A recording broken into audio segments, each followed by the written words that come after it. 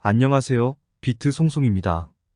오늘은 12월 14일 미국의 연방준비제도 의장인 제롬 파월의 인플레이션에 대한 발언이 화제입니다. 오늘은 그 내용과 함께 SEC가 인베스코와 갤럭시 디지털이 신청한 이더리움 현물 상장지수 펀드 ETF의 승인 검토 기한을 연기했다는 소식을 한번 살펴보도록 하겠습니다. 영상 시작하기 전에 앞서 구독, 좋아요 부탁드리겠습니다. 지금 바로 영상 시작하겠습니다. 파월 의장은 CNBC 방송에서 연방공개시장위원회 FOMC 회의 후 열린 기자회견에서 이번 인플레이션은 과거와는 달리 우리가 흔히 알고 있는 고전적 수요 과부하 때문이 아니라 상품과 노동시장에서 강력한 수요와 공급 제한이 결합되어 발생했다고 밝혔습니다. 이는 지난 몇 년간의 인플레이션 원인과는 상당히 다른 접근으로 수요와 공급 양측에서의 동시적인 압박이라는 것을 의미합니다. 과거에는 주로 수요 과부하나 공급 측의 문제로 인한 인플레이션이 주를 이뤘지만 이번에는 두 가지가 동시에 작용하고 있다는 것이죠. 연준은 이에 대응하여 수요를 억누르는 양면전 전략을 펼치고 있습니다. 파월 의장은 경제의 여러 부분에서 공급 측면이 전염병 이전 수준에 가까워지고 있다며 공급 측면에서의 회복을 강조했습니다. 또 파월 의장은 더 어려워질 것이라며 향후 공급 측면에서의 어려움에 대한 우려를 나타냈습니다. 현재 공급이 회복되고 있다 하더라도 미래에는 공급 측면에서의 도전이 더해질 수 있다는 것이죠. 이에 따라 연준은 내년에 예정된 세 차례의 금리 인하 외에도 추가적인 금리 인상의 가능성을 열어두었습니다. 이러한 조치는 향후 경제 상황에 대비한 유연성을 확보하기 위한 것으로 해석됩니다. 월가는 연준의 이러한 비둘기파적인 전환에 환호하며 투자자들에게 청신호라고 평가하고 있습니다.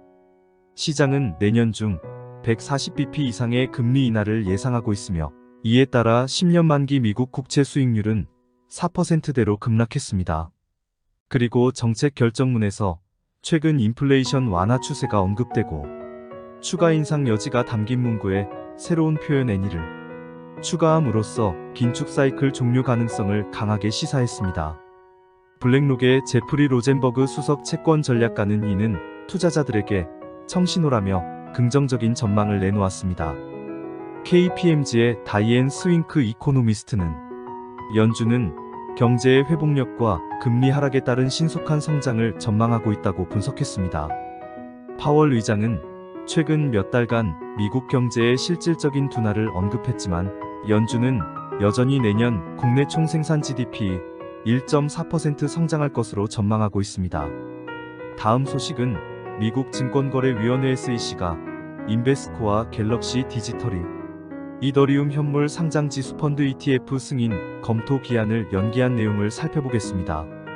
코인텔레그래프의 보도에 따르면 SEC는 시카고 옵션 거래소 산하증권 거래소 CBOE BGX에 상장을 신청한 인베스코와 갤럭시 디지털의 이더리움 현물 ETF에 대한 검토 기한을 원래 예정돼 있던 이달 23일부터 내년 2월 6일까지로 연장하기로 했습니다. 이로써 투자자들은 조금 더 기다림을 갖게 되었습니다. 더불어 SEC는 최근 5일에도 그레이스케일의 이더리움 현물 ETF의 검토 시한을 내년으로 미룬 적이 있었습니다. 이렇게 두 대표적인 기업의 ETF 검토 기한이 연기되면서 시장은 더욱 뜨거워졌습니다. 인베스코와 갤럭시 디지털은 이미 지난 6월에 비트코인 현물 ETF 상장을 재신청하며 큰 관심을 받았고 이에 더해 지난 9월에는 이더리움 현물 ETF에 대한 신청도 진행했습니다. 업계 내에서는 SEC가 이러한 가상자산 현물 ETF 상품을 한꺼번에 승인할 가능성이 높다고 예측되고 있습니다.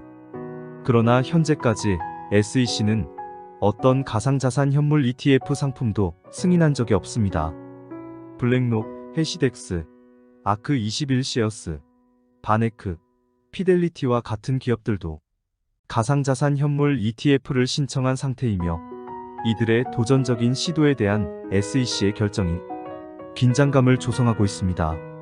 이로써 미국 연준의 독특한 인플레이션 대응과 ETF 승인 여부에 관련해 상세 내용을 함께 살펴보았습니다. 앞으로도 금융 소식은 꾸준히 전해드리겠습니다. 감사합니다.